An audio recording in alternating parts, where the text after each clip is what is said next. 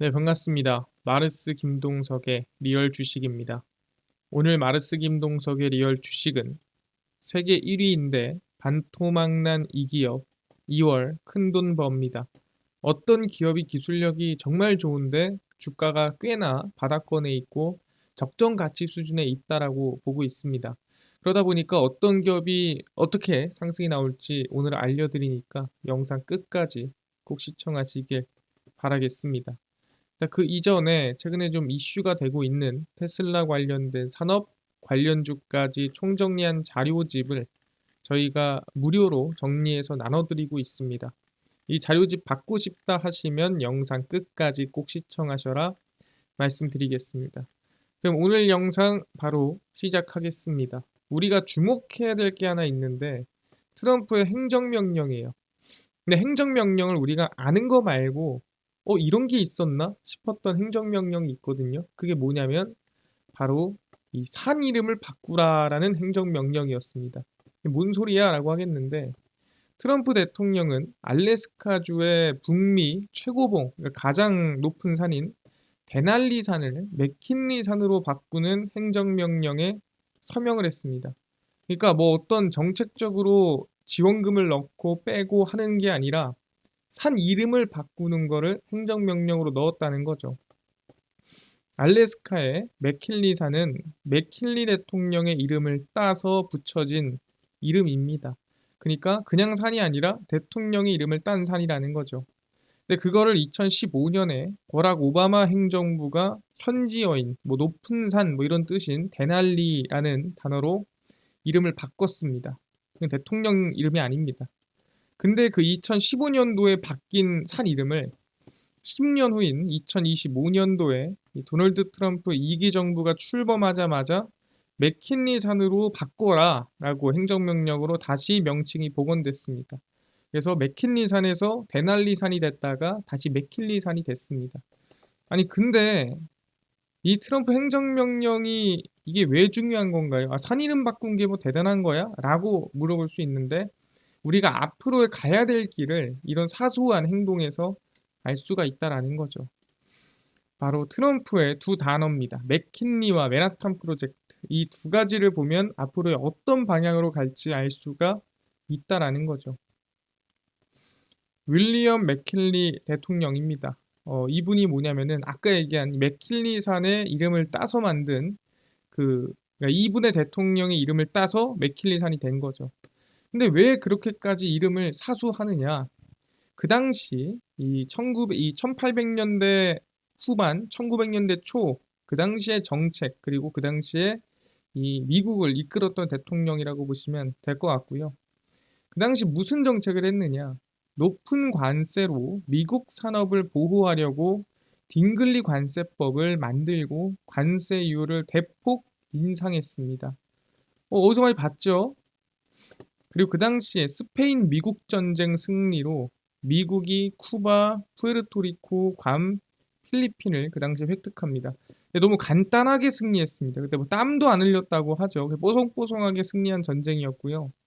근데 그 당시에 필리핀인들이 우리는 인정 못 하겠는데 라고 했는데 맥키니 대통령이 너네가 그러면 어쩔 건데 전쟁을 통해서 무력으로 제압을 했습니다. 사실 지금 이 세 가지 행보가 제가 정말 간단하게 정리한 거지만 누군가가 굉장히 흡사한 모습이라고 볼 수 있습니다. 일단 첫 번째 보호무역주의와 그 다음에 맥킨리 대통령도 기업 우호 정책이었습니다. 기업한테 상당히 우호적으로 이득을 주는 정책을 펼쳤고요. 그 다음 제국주의 성향으로 우리한테 덤벼든다고 하면은 힘으로 누르는 그런 성향을 가졌습니다. 그래서 현재 트럼프의 정책과 상당히 흡사하다라고 볼 수 있을 것 같고요. 그러면서 그럼 트럼프가 앞으로 어떤 방향으로 갈지 관세를 풀어줬다가 줄였다 하는 게 아니라 실제 그 당시에 있었던 대로 관세를 계속 높이고 이 관세로 인해서 미국이 더 위대해지는 방향으로 갈 수 있겠다라는 걸 알 수가 있는 거죠. 그래서 최근에 트럼프가 무슨 행동을 했냐면 아시겠지만 철강이랑 알루미늄 관세를 때렸죠. 근데 이거는 어느 나라한테 노리고 때린 건 아니에요. 왜냐면 이 나라, 이 나라, 이 나라만 관세를 내 이게 아니잖아요. 모든 나라한테 때렸기 때문에 이거 보편 관세에 가깝지 않나라고 생각할 수도 있습니다. 근데 미국으로 수입되는 모든 철강 및 알루미늄 제품에 오는 3월 12일부터 25%의 관세가 부과됩니다. 그러니까 모든 나라라는 거는 어느 나라든 간에 미국한테 수출하면 관세를 더 내라는 소리죠. 근데 과연 진짜일까? 해당 날짜부터 모든 나라에 철강 제품과 철강 파생 제품에 관세가 부과가 되는데, 그럼 누가 수출을 많이 하냐? 철강 수출액이 가장 많은 나라는 캐나다가 23%고요. 2등이 멕시코입니다. 11%. 그러니까 사실상 이 관세 정책은 누구 때문이다? 캐나다랑 멕시코다. 최근에 캐나다랑 멕시코를 제재한다는 말이 있었는데 그냥 조용히 넘어갔죠. 근데 철강 알루미늄 관세를 때렸다는 건 뭐냐면 캐나다, 멕시코를 간접적으로 관세를 매기겠다라고 이번에 발표를 한 겁니다. 왜?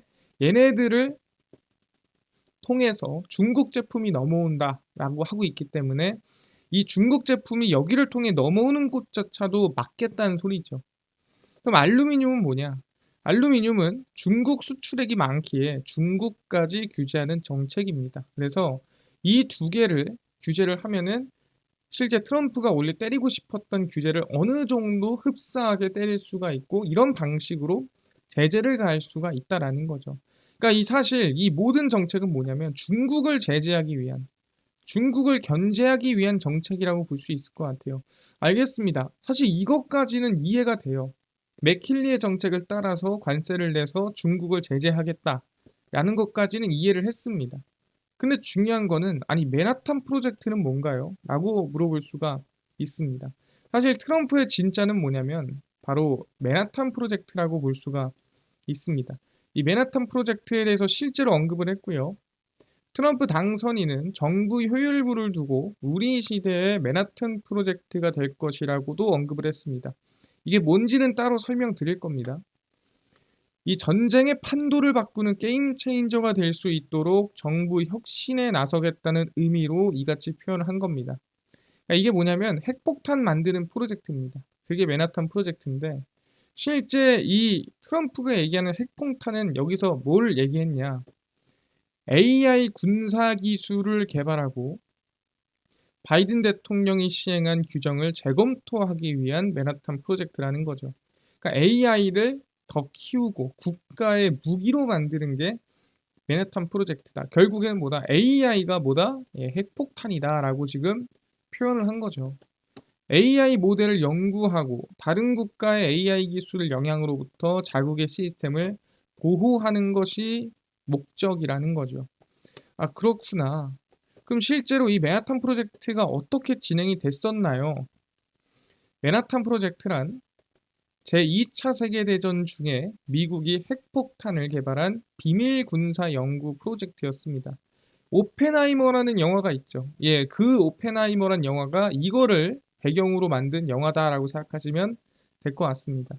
독일 나치가 핵무기를 만들고 있다는 정부가 있어서 이거 큰일 나겠는데 하면서 미국도 빨리 핵무기를 만들어야 한다는 위기감 때문에 시작한 거고요. 사실 이런 적이 몇 번 있었죠. 우리가 얘기했던 러시아 스푸트니크 사태, 그리고 이번 핵무기, 맨하탄 프로젝트, 이 모든 것들이 결국에는 그 당시에 견제하던 국가가 뭔가 치고 올라오는 것 같으면 급하게 방어를 하는 거죠. 세계 최초의 핵무기 개발에 성공했고요. 핵무기 시대가 개막을 하고 냉전 시대에서 핵 경쟁이 시작이 됩니다. 그래서 우리가 그 당시에 히로시마라든가 이 원자폭탄이 떨어진 시기가 이 시기라고 보시면 될 것 같고요. 그 당시 1940년대입니다. 그 당시에 이 맨하탄 프로젝트에 들어간 돈, 그러니까 핵폭탄을 만드는 데 들어간 돈이 얼마냐면은 그 당시 돈으로 20억 달러예요. 근데 이걸 2025년 돈으로 환산하면은 57조가 들어간 겁니다. 근데 얼마 안 되는 것 같다라고 생각할 수 있는데 무기를 만드는데 57조가 들어간 겁니다. 뭔가 인프라를 구축한 것도 아니고 뭘 한 것도 아니고 무기 하나 만드는데 57조라면은 정말 말도 안 되는 초대형 프로젝트였다라고 얘기를 하는 겁니다. 근데 그 당시에는 말 그대로 핵을 만드는 거였잖아요. 아까 뭐라 그랬어요? 트럼프가 얘기하는 핵폭탄이 지금은 뭐라 그랬습니까? AI다라고 자기가 직접 얘기했죠. 우리의 맨하탄 프로젝트는 AI로 이거를 군사에 접목을 시키고 그걸로 다른 나라로부터 미국을 지키는 게 우리의 프로젝트입니다라고 했단 말이에요. 그럼 최근에 이런 이 맨하탄 비밀 군사 프로젝트 같은 이만한 투자를 진행을 했죠. 그래서 저는 그 생각합니다. 이 맨하탄 프로젝트의 시작이 뭐냐면 그게 바로 저는 이 스타게이트라고 생각합니다. 스타게이트가 트럼프가 아까 얘기하는 핵을 만드는 그 시작점이라고 볼 수가 있는 거죠. 트럼프 대통령이 취임 직후 바이든 행정부의 AI 관련 행정명령을 싹 다 폐기를 시켰고요. 700조 규모의 스타게이트 프로젝트를 발표한 겁니다. 그러니까 어떻게 보면 정예부대인 거예요. 지금 AI를 개발하고 만드는 정예부대를 만들어서 그 정예부대가 돈을 엄청나게 쏟아부어서 이 차세대, 미래를 이끄는 AI를 개발한다라고 얘기를 한 거죠. 그래서 스타게이트는 오픈 AI를 중심으로 오라클, 소프트뱅크 등 민간 기업들이 협력을 해 슈퍼컴퓨터와 데이터 센터 등 대규모 AI 인프라를 구축하는 정책이라고 보시면 됩니다. 그러니까 핵이 아니라 여기서는 AI를 키우는 정예부대인 거죠. 초기 투자액이 약 140조고요. 향후 4년 동안 최대 700조 원 가까이 확장될 예정입니다. 그러니까 이거를 확인해 보면은 사실 지금 현지 돈으로 57조의 돈이 핵으로 들어갔다 했잖아요. 이거는 그것보다도 훨씬 규모가 큰 수준이고 그러니까 정말 맨하탄 프로젝트라고 불러도 될 정도로의 대규모 돈이 들어가는 정책이라는 거죠. 왜냐면 그때도 돈이 한 4년인가 걸쳐가지고 57조가 들어갔는데 이것도 몇 년 안 됩니다. 5년인가? 5년에서 4년 정도 해가지고 지금 700조가 들어가는 거예요. 그래서 기간이 예를 들어 뭐 10년, 20년, 30년이면 모르겠지만 4년, 5년 사이에 700조를 때려붓겠다는 거는 사실 말도 안 되는 수준의 규모라고 보시면 됩니다. 그래서 AI 에이전트로 촉발된 범용 인공지능, 그러니까 사람과 비슷한 AI 시대가 플랫폼과 인프라에 대한 대규모 투자로 인해 보다 빠르게 다가올 것이다. 사람이랑 거의 비슷한 수준의 AI가 곧 올 거고 그거를 위해 만든 게 스타게이트라고 생각하시면 될 것 같습니다. 아 그렇구나. 근데 이게 실제 다가올 수 있을까? 라고 고민해 볼 수 있는데 최근에 누가 확인해 보면은 우리 샘 올트먼 오픈 AI에서 했던 얘기가 있습니다. 무슨 얘기가 있냐? 신제품을 출시합니다. 이거를 우리가 보자는 게 아니에요. 뭘 봐야 되냐면 샘 올트먼 CEO가 최신 AI 모델 GPT 4.5를 수준에 출시할 예정이라고 밝혔습니다. 다음 출시할 모델은 내부적으로 오리온이라고 불렀던 GPT 4.5입니다. 라고 했어요. 그럼 4.5 기대감이 큰 건가요? 그 얘기가 아니에요. 우리가 개발하는 마지막 비사고의 사슬 모델이 될 것이다 라고 얘기했습니다. 뭐? 사고의 사슬 모델이 아니라 비사고의 마지막 모델이다. 이게 뭔 소리냐면 사고의 사슬이라는 게 AI가 학습한 내용을 즉각적으로 도출하는 것이 아니라 사슬처럼 연결된 일련의 사고 과정을 거치는 방식이에요. 그러니까 정보를 찾아본 다음에 이런 정보가 있고 저런 정보가 있어요. 가져오는 게 아니라 이런 정보에 대해서 깊게 고민해보고 생각해보고 예측해보고 전망해보고 하는 판단을 거치는 추론 방식의 AI라고 얘기를 하는 겁니다.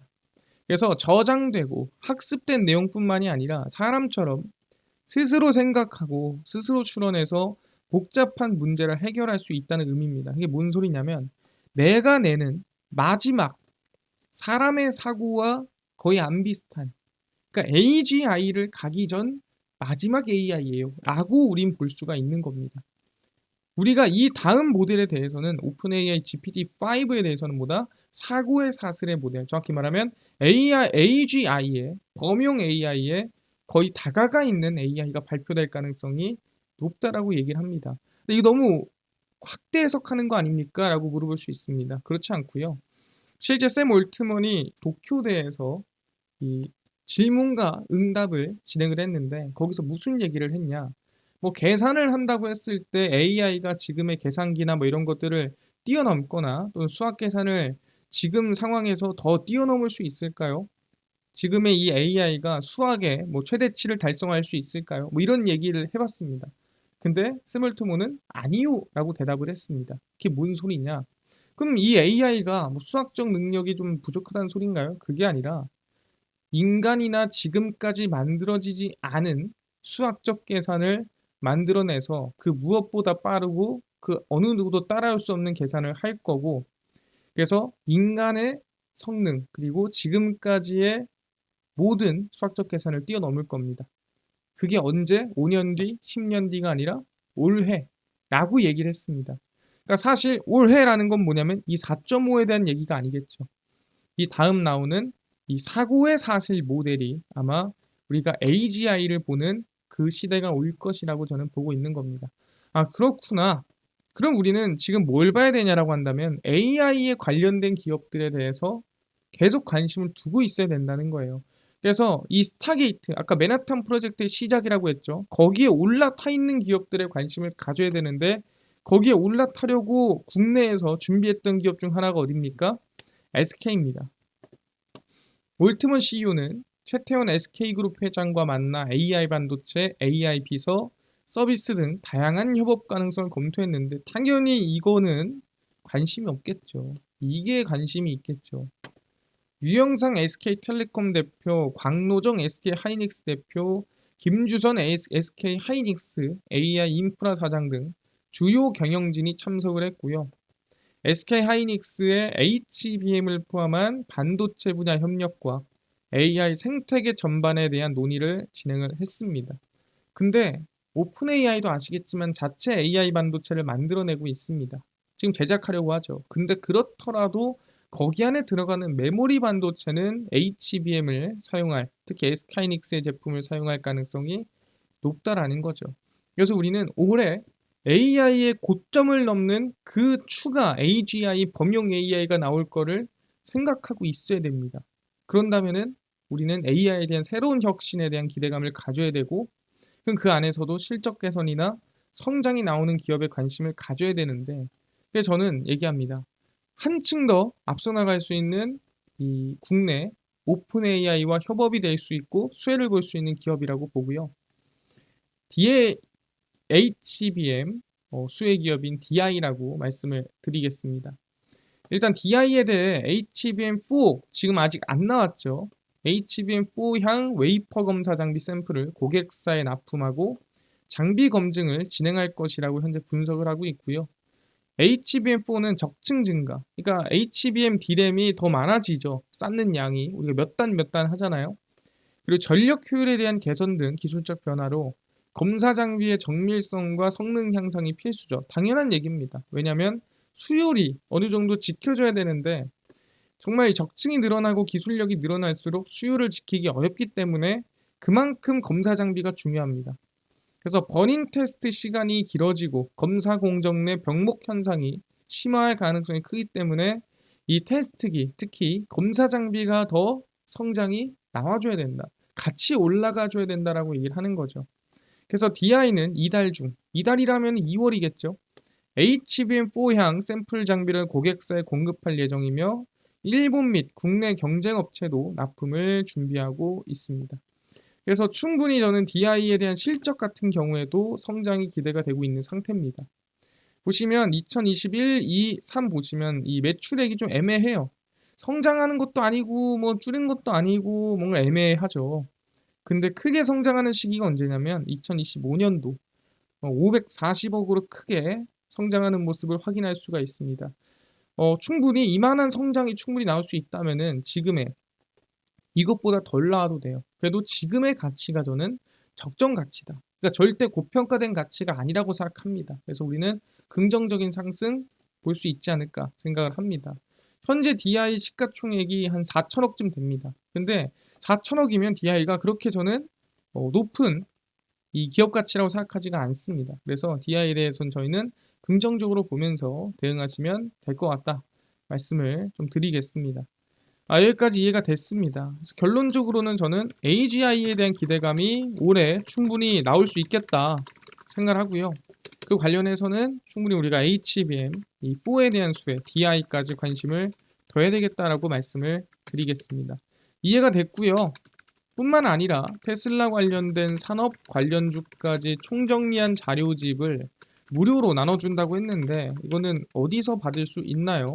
또는 당일 급등이 예상되는 단타 종목을 매일 무료로 나눠주시고 장 시작 전에 급등이 예상되는 뉴스라든가 시황을 무료로 나눠주시고 테마주라든가 매매법 강의를 무료로 나눠주세요 하시는 분들이 있어서 김동석 대표가 100% 무료로 나눠드리고 있고요. 바로 김동석의 리얼 주식 연구소라는 100% 무료 어플에서 나눠드리고 있습니다.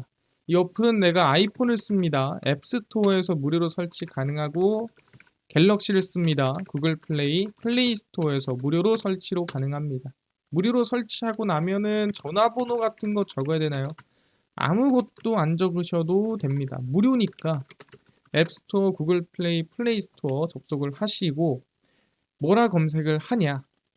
김동석의 리얼 주식 연구소라 검색하시면 이렇게 어플이 화면에 뜨게 됩니다.